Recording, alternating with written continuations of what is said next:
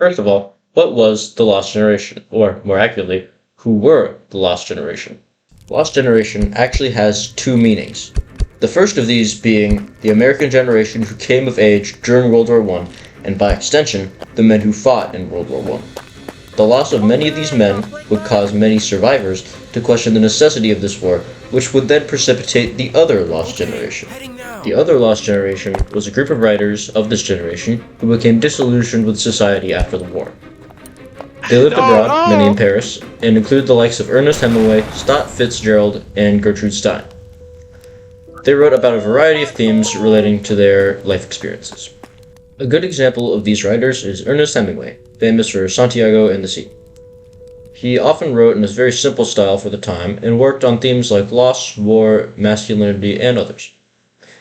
He is also known for his Hemingway heroes, who embody his ideals of honor and bravery in the face of loss and pain. Another good example of these authors is Scott Fitzgerald, most famous for The Great Gatsby. He often worked with themes of romanticism and disillusionment, especially with the youth and of material pursuits. This is seen well in The Great Gatsby, where a man obsessed with riches and money destroys himself in the pursuit of them. Despite the respect for his work now, in his day, many of his works, like The Great Gatsby, were not very appreciated. To understand the reason for these writings, we first need to understand the condition of America during this time. America at this time was in a period of boom, mostly because European industry was crippled after the war. The auto industry, especially, was driving the economy as it required input from many other industries.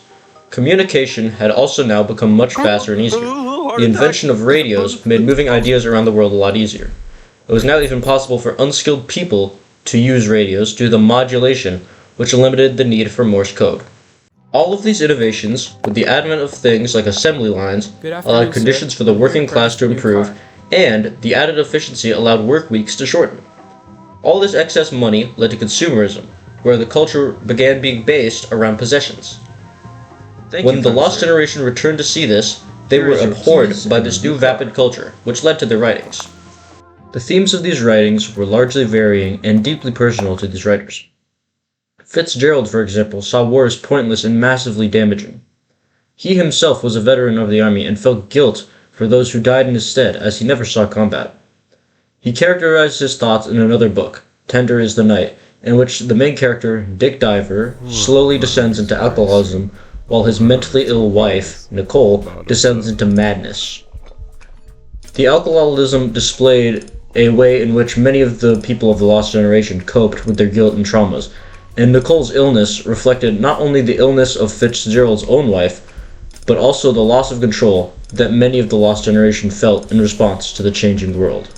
Another common theme of the Lost Generation writings was that of disillusionment. Hemingway wrote of disillusionment prominently in his book, The Sun Also Rises. In it, using his main character, Jake Barnes, an expatriate journalist wounded from the war, he makes the assertion that although the Lost Generation has been damaged by the war, they have not been lost entirely. Barnes, in the book, is wounded in a way that would make him unappealing to others. However, he still pursues his love interest fervently.